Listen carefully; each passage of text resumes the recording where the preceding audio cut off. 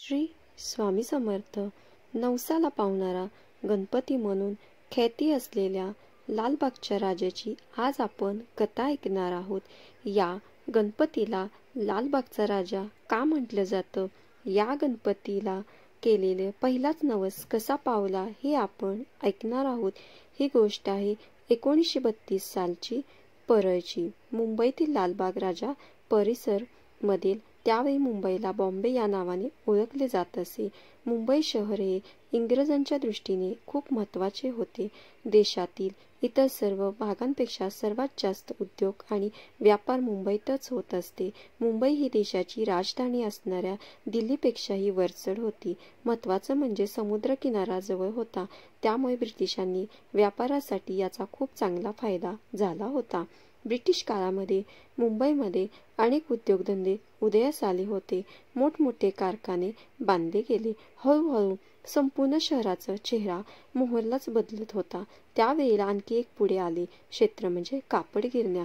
लालबाग, परळ या भागामध्ये खूप कापड गिरण्या बांधल्या गेल्या होत्या. त्यातूनच खूप जणांना रोजगार मिळाला. आता कामधंदा जवळच असल्यामुळे त्या गिरण्यांमध्ये काम करणारे लोक हे तिथे जवळच्या सर्व परिसरामध्ये म्हणजेच लालबाग, परळ या भागामध्ये वास्तव्य करू लागले. आता जास्तीत जास्त लोक तिथे राहू लागल्यामुळे तिथे लोकांच्या वस्त्या वाढू लागल्या. मुंबईचा होणारा विकास, वाढणारी लोकसंख्या यामुळे आता जागेची कमतरता भासू लागली होती. ब्रिटिशांना तर आपला व्यापार वाढवायचा होता, त्यामुळे त्यांनी त्यावरती उपाय म्हणून लालबाग येथील पेरूचा आणि त्यांच्या बाजूची बाजारपेठ हटवून तिथे नवीन कारखाना सुरू करायचा योजना त्यांनी केली आणि त्यामुळे तिथे बाजारपेठा असणाऱ्या कोळी बांधवांसमोर आता जागेचा प्रश्न निर्माण झाला होता. मासे विक्री करणं हा कोळी बांधवांचा व्यवसाय होता. त्यामुळे आपल्या पोटापाण्यावर लाथ मारली जाऊ नये म्हणून काय करावे या विचारामध्ये सर्व कोळी बांधव होते. त्याच काळी पुण्यामध्ये लोकमान्य टिळकांनी सुरू केलेले सार्वजनिक गणेशोत्सव मुंबईतही पसरला होता. लोकांच्या मनामध्ये भक्ती भाव होता. आपल्या साम्राज्याला धोका नको म्हणून ब्रिटिशांनी त्या काळी लोकांना एकत्र येण्यावरती बंदी घातली होती. पण जर का सार्वजनिक गणेशोत्सव असेल तर त्या निमित्ताने लोक एकत्र येऊ शकणार होती. त्यामुळे मुंबईत सुद्धा अनेक सार्वजनिक गणेश उत्सव मंडळे स्थापन करण्यात आलेली होती.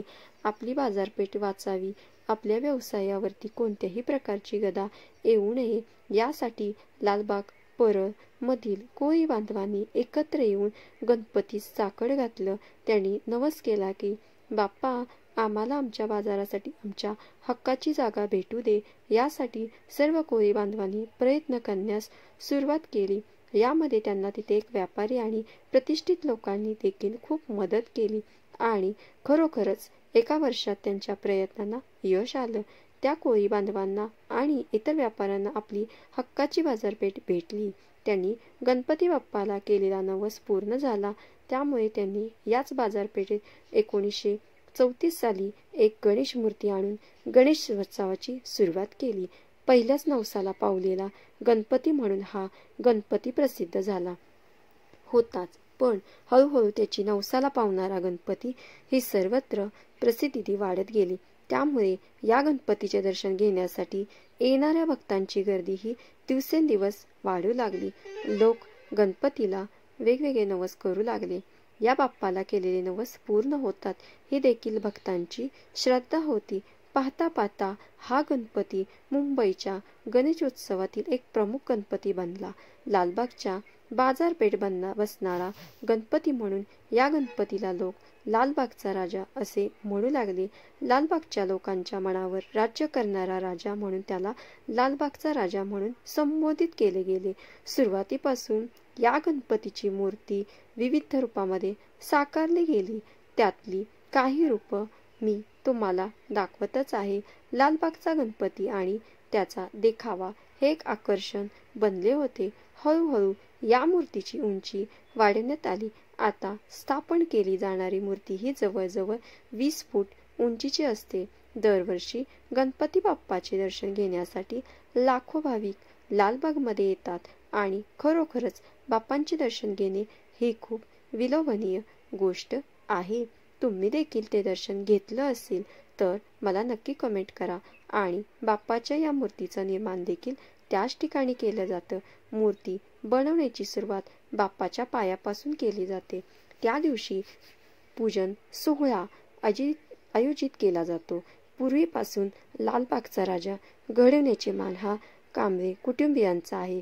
10 दिवस तिथे पूजा अर्चा चालते. लाखो भाविक येतात, नवस बोलतात, नवस फेडतात आणि त्यांच्यानंतर बाप्पा निघतो त्यांच्या घरी जायला. बाप्पाचे विसर्जन सोहळा पाहणं हे देखील खूप सुंदर विलक्षण सोहळा असतो. कारण ज्या पद्धतीने ती मिरवणूक निघते ते बघणं तितकंच सुंदर असतं. आपल्या डोळ्याचं पारण फिटतं. मी स्वतः हा अनुभव घेतलेला आहे. तुम्ही घेतला असेल तर मला नक्की सांगा. विसर्जन दरम्यान आपल्याला एक अशी गोष्ट पाहायला मिळते की जी हिंदू मुस्लिम एकतेच दर्शन घडवते. आता जवळजवळ 91 वर्ष झाली, पण बाप्पाचा विसर्जनाचा मार्ग हा एकच आहे. त्यात बदल करण्यात आलेला नाही. लालबागच्या बाप्पाचे विसर्जन मिरवणूक अनंत चतुर्थीच्या दिवशी लालबागच्या बाजारपेठेतून निघते. नंतर ती डॉक्टर बाबासाहेब आंबेडकर मार्गाला भारत माताच्या इथून वळसा घालून पुन्हा लालबाग मार्केट नाक्यावर येऊन साने गुरुजी मार्ग, त्यानंतर पुढे बायखळा स्टेशन, बायखळ्याची हिंदुस्थानी मस्जिद, क्लिअर रोड, डंकन रोड, डॉन टाकी, कुंभारवाडा, विठ्ठल माही, पटेल रोडवर गिरगाव चौपाटीला जाते. बाप्पाच्या चौपाटीला पोहोचायला दुसरा दिवस उजडतो. 1934 साली बाप्पाची स्थापना झाल्यापासून आतापर्यंत हा मार्ग जसा आहे तसाच आहे. यात बदल झालेला नाही. या मार्गात लागणारे मुस्लिम बांधवांचे मस्जिद मोहल्ले येथे देखील ते बाप्पाचे स्वागत करतात. बाप्पाला मोठमोठे हार घातले जातात आणि फुलांची उधळण देखील केली जाते. हिंदुस्थानी मस्जिद जवळ आल्यावर तिथे 15 मिनिटे राजाला थांबवले जाते. तेथील हिंदू मुस्लिम बांधव राजाची मनोभावने पूजा अर्चा करतात.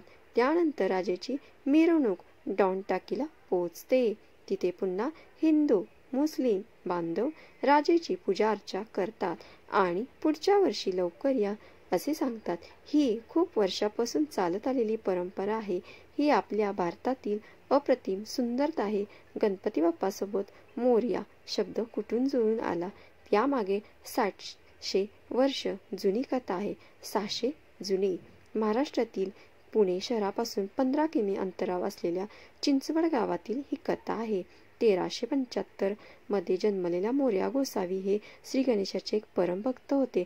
मोरया गोसावी प्रत्येक गणेश चतुर्थीला चिंचवडीपासून 95 किलोमीटर अंतरावर असलेल्या मोरगावच्या मयुरेश्वर गणपती मंदिरात दर्शनासाठी जात असत. मयुरेश्वर हा अष्टविनायकपैकी एक गणपती आहे. असं सांगितलं जाते की वयाच्या 117 वर्षापर्यंत मोरया गोसावी नियमितपणे मयुरेश्वर मंदिरात जात राहिले. परंतु नंतर वयपर्वे त्यांना मंदिरात जाणे शक्य होईना म्हणून ते दुःखी असत. तेव्हा एके दिवशी श्री गणेशाने त्यांना स्वप्नात येऊन सांगितलं की उद्याच तू स्नान करताना मी दर्शन देईल.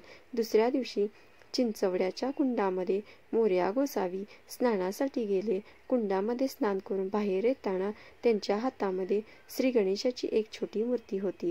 गणेशाने त्यांना दर्शन दिलं. ही मूर्ती मोरया गोसावी यांनी मंदिरात स्थापित केली.